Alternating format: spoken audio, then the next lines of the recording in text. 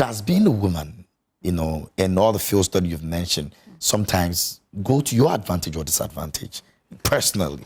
Okay, I don't think business is really gender sensitive. The kind of problems that the men face, the women face. For me personally, I haven't had issues because I am a woman. I think sometimes we overthink it. Yeah. Because staff are staff, human beings are human beings. I mean, they would give you, you know, the same attitudes and struggles that every employee would give. I mean, you find a few chauvinistic men here and there who want to, but I mean, they are few and far between. So I think on that score, there's really no difference. But I think as women, we are very strong.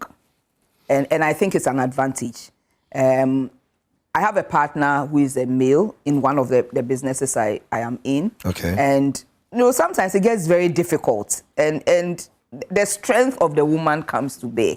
I mean, because I would cry a bit, but I'm up thinking about my next move the next minute. I mean, women can also do so many things at the same time. So my mind is all, and I think women are very creative.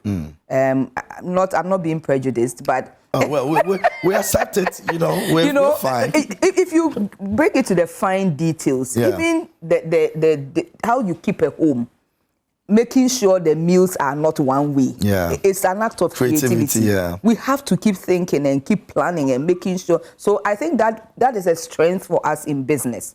The example with my teas, I mean, I'm creating something. We have 10 variants now. I'm creating something every day. I have one that we call roots hibiscus, hibiscus roots, and it's for men. It's an aphrodisiac. You know, and in my mind, not every man wants to put alcohol on their roots and drink because they're staying away from alcohol. So why don't we make it healthy? So then we get all the work done and create the roots. I brought one. I'll give it to you. Do you have one for pot belly? Yes, we have the center. I think I'm becoming a rich man without me even knowing that. So I need to reduce this pot belly. No.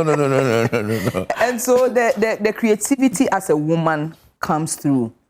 Okay, and that for me, I think is a strength. I think if we can get out of the rut of thinking that women need some special privileges to do well, it's just an issue of the culture and mindsets and us breaking out of those mindsets and saying that we can also do what the men can do.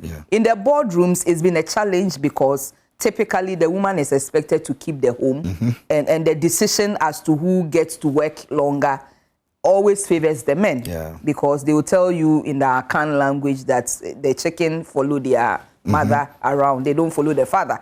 You know, so we get disadvantaged a bit because when it comes to cutting time to be with the children and all of that, it falls on us. So then our careers get a bit truncated, pregnancies in between and so on. That I think is a disadvantage for us as women. To be honest, I haven't experienced it because my mindset is very wired. Exactly. I mean, when I was in the bank and I was having my children, I drive myself to the hospital to have a baby. Yes, I go to work 9 months and then I go to the hospital myself and have the baby and come back. And come, because I mean, I kept telling myself pregnancy is not a sickness. And I won't let the men take advantage that I'm pregnant and I can't work. You know, and I think God was also good because I had the strength to do carry on with that. Yes, but those pauses in between kind of affect women on the corporate ladder. But when we come to the entrepreneurship space, nothing stops us. Because, I mean, it's the best place to be when you are a woman and you are pregnant. You work on your terms. Okay, so it's fantastic. And I think we should promote a lot of women going into businesses that they can run themselves so that they dictate their pace of growth.